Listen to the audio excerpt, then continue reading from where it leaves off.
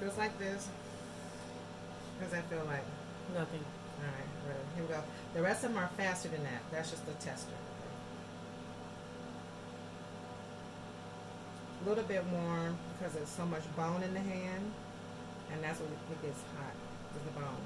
We'll have ultrasound gel on here to protect. Then over here, there's one. See how much smoother it already looked and lighter? It's crazy how it pumps it up faster. All right, so let's do this one. And with the goggles that you're wearing, you protect your retina, so there's no danger to your eyes. A little smart right there. No. Automatic jump. Okay, so for part 2, we're going to do Sculptra injections in the hands. So this is a 2-part rejuvenation. All right, stay tuned. So smoother already.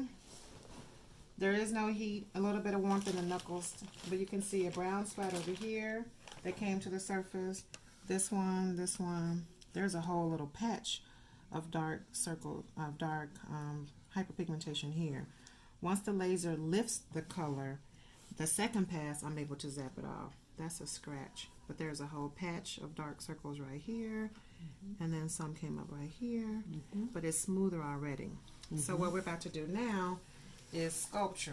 Raise your hands up. So I put a little numbing shot with some lidocaine and epi and a little bit of bicarb. This bicarb kind of helps with that's what the little whiteness looks like. So when you see people who have numbing and then they have those little, it looks like there's white, that's some, the blanching comes from. So what I'm doing now is in the webs of her fingers, lifting with my cannula, bending the cannula, putting the Sculptra in, trying to avoid her dorsal arteries and nerves, dorsal meaning this part of her hand. And you're always injecting antrograde when you do these. Like as I go in, then I'm adding. What does it feel like, John? Fluid, tight, what does it feel like? It feels like fluid pressure, if that makes sense. Okay. So here is next one, because she's numb. And I make an insertion point, because this is a cannula and it's blunt. There is no sharp tip to it.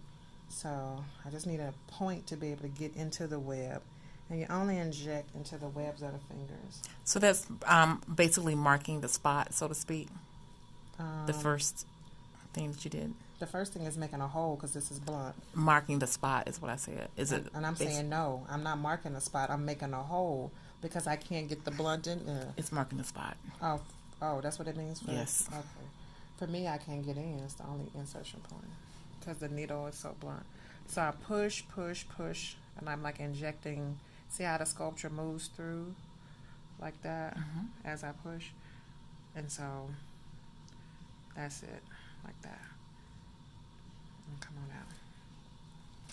Then over here, also I'm gonna mark the spot. I'm gonna make a hole.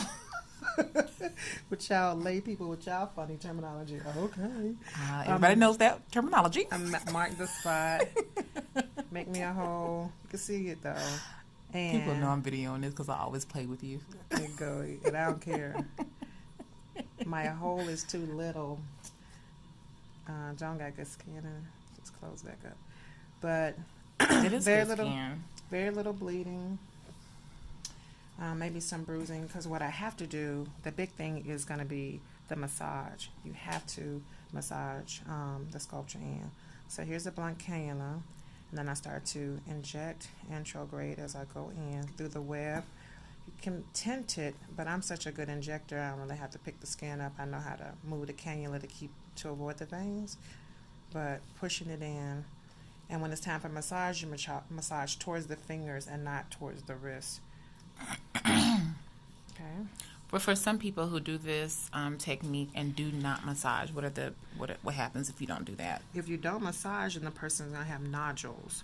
because the powdery Sculptra is going to stay in a powder form and they're going to end up, it's going to clump wherever it is. So even though it looks immediately better now, she'll be looking just like nothing happened after 5 days. All of this soaks in.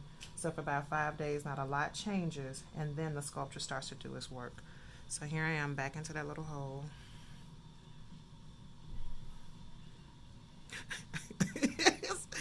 She's so silly. All right.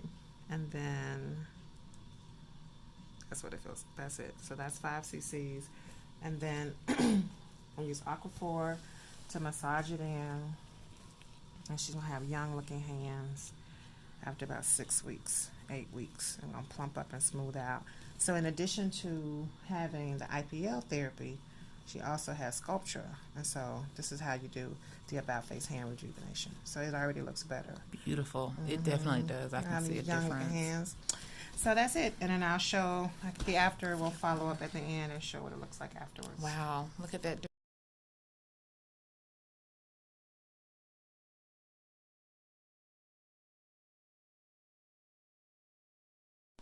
So this is the post-procedure look. It looks like a little tiny bruise here. You can see the injection points here, here, here. But it's not grotesquely looking weird. There's nothing happening. You can still see that the lidocaine hasn't worn off because she still has all these little blenched areas. So how was it for you, Miss J? I gotta tell you, it was pretty. I'm pretty sensitive, and it was painless. This is my thumbs up. All right, and so how many years you think came off of your hands in my 45-minute session?